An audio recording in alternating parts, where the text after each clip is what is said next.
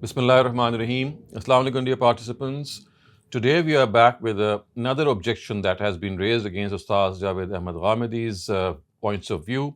So one of this now relates to the aspect of religion and human nature.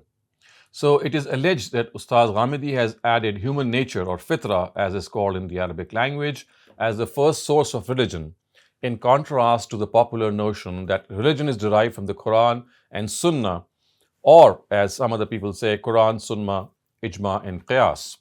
Ustaz Ghamidi says that the Quran itself has stated on many occasions that human beings have been given a nature in which the concept of religion or Islam has been ingrained. So, in order to fortify his view, he presents 5 verses or 5 passages from the Quran and says, we study these passages. If we are able to deliberate on these passages, we'll find that the Quran itself tells us that religion has been first inspired in human nature. And as far as these passages are concerned, after translating them, he has also gone on to say that he is not the only one who has this view. So past authorities as well as some of the current authorities, they also hold the same view. In other words, he is not in any way different in his point of view than most scholars of Islam. So now let us study the very first verse that he has presented. This first verse is a verse from Surah Rum. فَأَقِمْ وَجْهَكَ لِلدِّينِ حَنِيفًا فِطْرَةَ اللَّهِ الَّتِي فَطَرَ النَّاسَ عَلَيْهَا لَا تَبْدِيلَ لِخَلْقِ اللَّهِ ذَلِكَ الدِّينُ الْقَيِّمُ وَلَكِنَّ أَكْثَرَ النَّاسِ لَا يَعْلَمُونَ. Following one God, continue to point your face like your father Abraham towards his religion.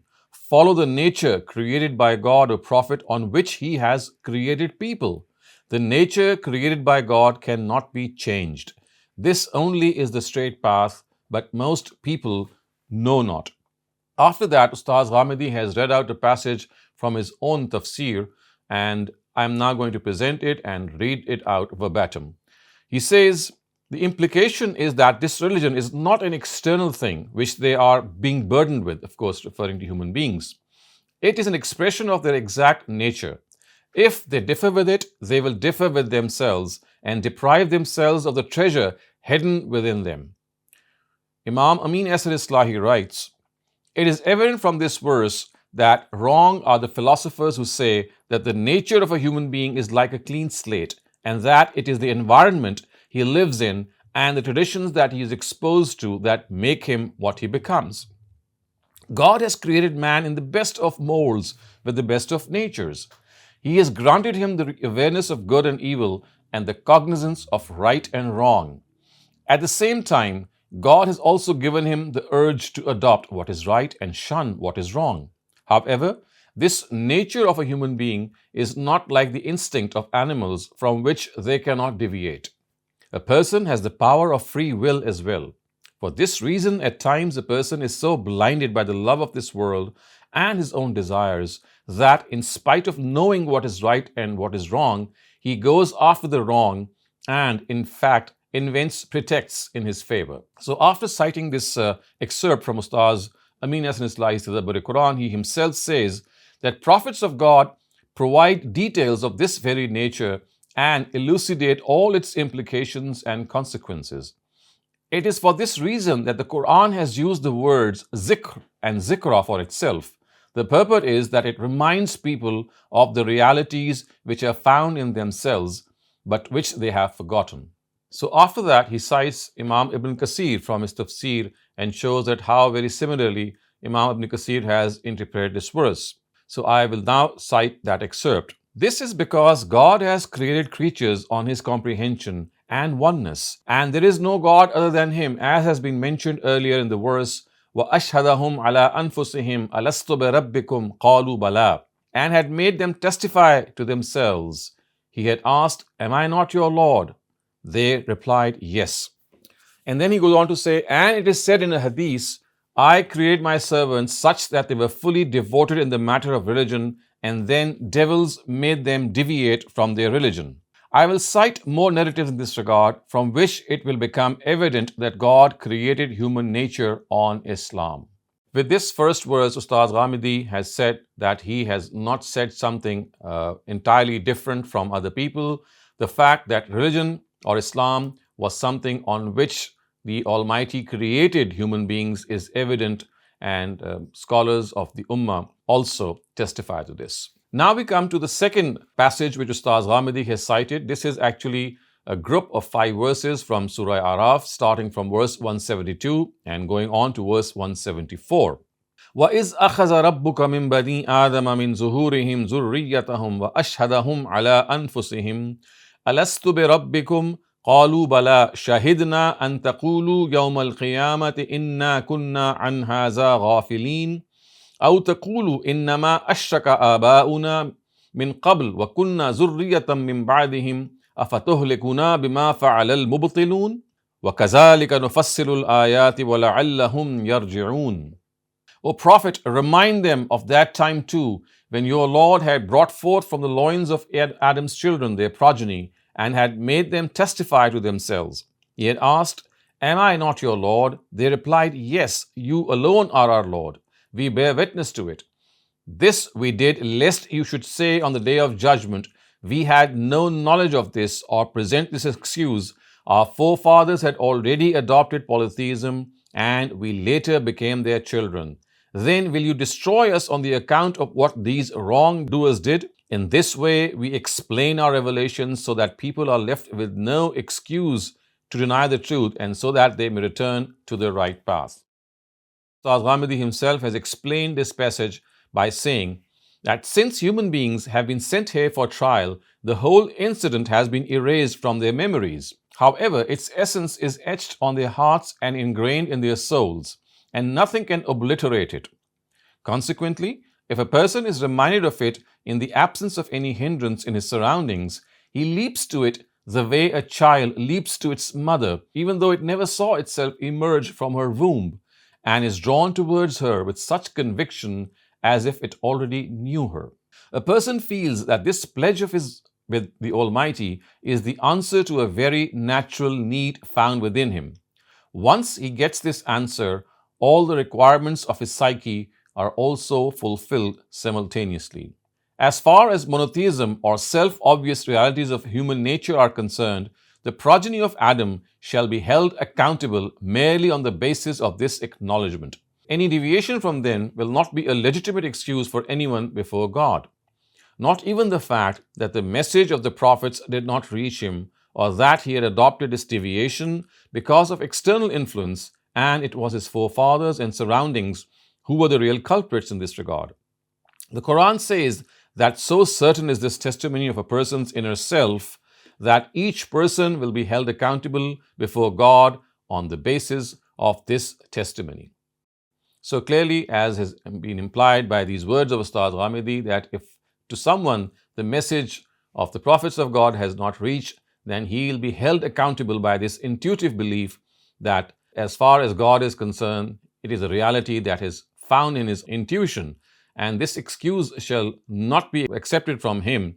He found the surroundings or his forefathers are being driven by polytheism. So this is something that is absolutely clear. After that, he has actually once again cited an excerpt from Ibn Kathir, which also clearly shows that this is the case. God has informed us that he took out the progeny of Adam from their loins, making them testify on themselves that he is their Lord and King, and there is no God except him. He has been created on this nature, as is stated in the verse, فَأَقِمْ وَجْهَكَ لِلدِّينِ حَنِيفًا فِطْرَةَ اللَّهِ الَّتِي فَطَرَ النَّاسَ عَلَيْهَا. So following one God, continue to point your face like your father Abraham towards his religion. Follow the nature created by God or Prophet on which he has created people. So viewers will recall this is the same verse that has been discussed earlier on. In other words, it clearly says that as far as the basic understanding of religion is concerned, which itself is based on a comprehension of God, it is not something that we learn from our environment. It's not something that we learn from our surroundings. It is ingrained in us. Ustaz Ghamidi then goes on to cite an excerpt from Ustaz Maududi, and he says that as far as this verse is concerned, Ustaz Maududi says nothing different. So here is the excerpt from Ustaz Maududi. The verse describes the purpose of the primordial covenant. The purpose is to make every person responsible for his deeds so that if he rebels against God, he will be held fully accountable for that rebellion. Because of the covenant, no one will be able either to plead for acquittal on grounds of ignorance or blame his misdeeds on his ancestors. In other words, this primordial covenant has been mentioned as the reason for the inherent awareness in every single person that God is the only Lord and deity. Thus, none can totally absolve himself of his responsibility on the plea that he was altogether ignorant or transfer the blame for his error to the corrupt environment in which he was brought up. Now, it can be argued that even if the covenant did take place, no human being remembers its occurrence. No human being is aware that a time long ago, at the time of creation, he had affirmed in response to God's query that God indeed was his Lord. This being the case, it can be further argued that no charge can be legitimately brought against man on the ground of a covenant with God, which he no longer remembers to have made. In response to this, it can be said that had the covenant been made fully in man's conscious memory, it would be meaningless for God to put man to the test in this world. Hence, there can be no denying that the covenant is not preserved in man's conscious memory. But it has doubtlessly been preserved in man's subconscious mind. In this respect, the primordial covenant is no different from other pieces of knowledge in man's subconscious mind. Whatever man has so far achieved in the way of culture and civilization can be attributed to his latent potentialities. All external factors and internal motivations simply account for helping the actualization of those potentialities. Neither education nor training nor environmental factors can bring out anything which is not potentially found in the human mind. Likewise, external factors have no power to root out man's latent potentialities. External factors may, at the most, cause a person to deflect from the course dictated by sound human nature. However, man's sound nature is inclined to resist the pressure of external forces and exert itself in order to find an outlet. As we have said earlier, this is not peculiar to man's religious propensity alone, but is equally true of all his mental potentialities. In this regard, the following points are particularly noteworthy. 1. All man's potentialities exist in the subconscious mind and prove their existence when they manifest themselves in the form of human action. 2. The external manifestation of these potentialities requires external stimuli such as instruction, upbringing, and attitudinal orientation. In other words, our actions consist of the responses of our inherent potentialities to external stimuli. 3. Man's inner potentialities can be suppressed both by false urges within him as well as external influences by trying to pervert and distort those latent potentialities. The potentialities themselves, however, cannot be totally rooted out. The same holds true of man's intuitive knowledge regarding his position in the universe and his relationship with his Creator. In this connection, the following points should be borne in mind. 1. That man has always had such intuitive knowledge is evident from the fact that his knowledge has surfaced throughout history in every period and in every part of the world, and which no power has so far been able to extirpate. 2. That this intuitive knowledge conforms to objective reality is borne out by the fact that whenever this knowledge has influenced human life, it has had beneficial results. 3. That in order to manifest itself in his practical life, man's intuitive knowledge has always required external stimuli. The stimuli have consisted of the events of prophets, peace be upon him, the revelation of the heavenly books, and the striving of those who have tried to follow them and invite others to do the same. It is for this reason that the Quran has been designated as Muzakkir, or the reminder, Zikr, remembrance, Tazkira, admonition, and the function of the Quran has been characterized as Tazkir, or reminding. What this suggests is that the prophets, the heavenly books, and those who invite people to the truth do not seek to provide human beings with something new, something which exists outside of them. Their task rather consists of bringing to the surface and rejuvenating what is latent, though dormant, in man himself. Throughout the ages, man has always positively responded to this reminder. This itself is testimony to the fact that it is embodied in a knowledge which has always been recognized by man's soul. Forces arising from ignorance and obscurantism, lust and bigotry, and the erroneous teachings and promptings of devils, human as well as jinn, have always prompted to suppress, conceal, and distort the fact that the truth preached by the prophets is embedded in man's soul. These attempts gave rise to polytheism, atheism, religious misdirection, and moral corruption. Despite the combined efforts of the forces of falsehood, however, this knowledge has always had an imprint on the human heart. Hence, whenever any effort was made to revive that knowledge, it has proved successful. After that, Ustaz Ghamidi comes to the third instance or the third passage or the third verse, and this is verse number 3 from Surah Dahr. It states, Inna hadaynahu sabila imma shakiran wa imma kafura. We showed him the good and the evil path. It is up to him to be grateful or ungrateful. Ustad ibn Kasir, while explaining this verse, actually says, we explained to him the way of truth and of evil. This is the interpretation of Ikrimah, Atiyah, Ibn Zayd, and Mujahid. After that, Ustaz Ghamidi cites the 4 instances from the Quran, and this is a few verses from Surah Balad, to be exact, verses 8 to 10. Alam naj'al lahu 'aynayn wa lisanan wa shafatayn wa hadaynahu an-najdayn.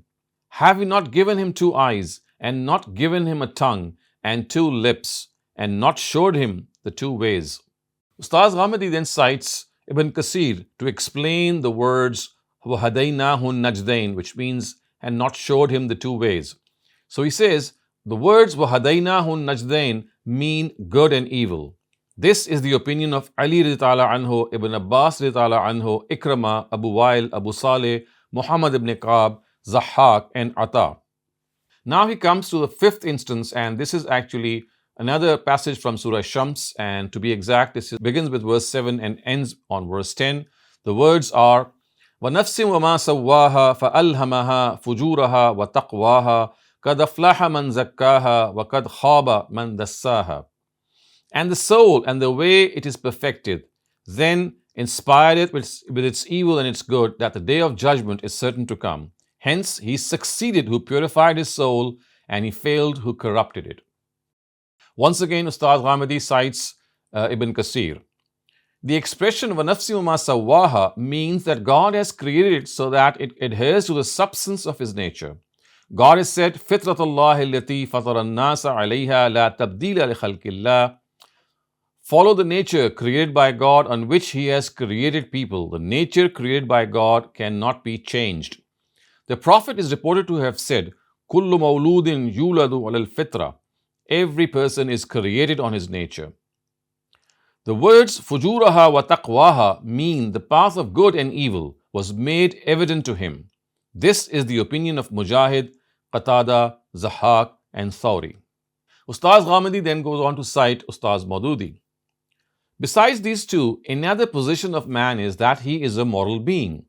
In this position too, Allah has blessed him by inspiration with discrimination between good and evil, and of the realization of the good to be good and of the evil to be evil.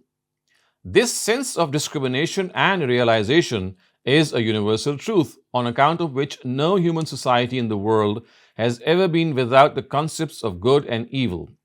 There has never been in history, nor is there now, a society which may not be having some kind of a system of rewarding the good and punishing the evil. This fact being prevalent in every age, at every place, and at every stage of civilization is a clear proof of its being natural and innate. Furthermore, this is also proof that a wise creator possessed of knowledge has endued man's nature with it, for in the elements of which man is made up and the laws which govern the material system of the world, no human origin of morals can be traced out.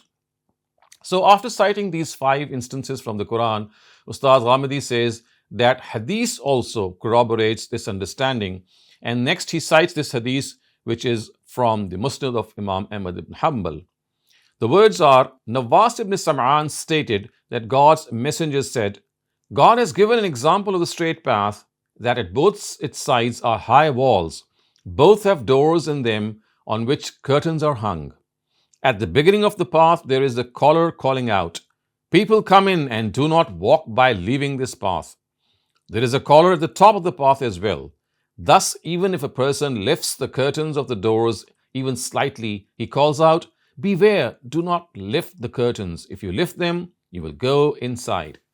It was explained, this path is Islam, and the walls are the limits prescribed by God, and the open doors are His prohibitions. The caller at the beginning is the Quran. The caller at the top is the counselor of God, which is found in the heart of every human being. Ustaz Ghamidi then actually explains this narrative, and he says, this narrative is a very precise explanation of the Quranic words, وَنَفْسٍ وَمَا سَوَّاهَا فَأَلْهَمَهَا فُجُورَهَا وَتَقْوَاهَا, which means, and the soul in the way it is perfected, then inspired it with its evil and its good. In other words, just as the Quran is inspired by God, a similar inspiration is found in human nature. Thus, a person primarily brings the guidance of religion from his Lord. The Quran is only a reminder of that guidance. There is no difference between the two, except that what is rather concisely found in human nature is explained in detail by the Quran. However, this guidance of nature becomes a call of God when a person makes his heart and mind a Muslim. So clearly, viewers, you can see that as far as the Quran is concerned and as far as this hadith is concerned, it tells us and reinforces this understanding that as far as religion is concerned, its basic understanding is found innately in the nature of every single human being. Innately, he is aware of that. And as far as religion is concerned, which comes from the divine, these are basically explanations of what is concisely ingrained in our human nature. And that man is not a clean slate. He does not accept or for the first time becomes aware of this guidance through his environment or through divine revelation. He is inborn with a certain precise form of guidance, and the Quran and divine revelation only tend to explain it.